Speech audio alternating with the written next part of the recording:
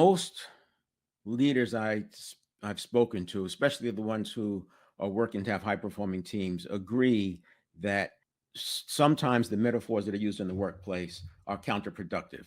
One of the ones I think I see more often in small businesses would be a family, right? When I say metaphor, metaphors are easy to explain complex or help people understand complex topics, but they also lead to analogies and then even decision making, and decisions lead to actions and actions lead to habits, and then you have culture. It's very easy to take a metaphor and stay in that metaphor for extended periods. There's four metaphors that come to mind in talking about business. One is family, and I think that one, I most people agree that that can create toxicity in the workplace because there's several things that happen once you take the metaphor, once you adopt the metaphor as a family, even if you don't do it consciously, but if you say, yeah, we're one big happy family, you just use it in terms of analogies or just a way to explain things. Now you've got a situation where families have a patriarch and or a matriarch. You have, how do you get into a family, how do you get out of a family? Families tend to tolerate out of pattern behavior.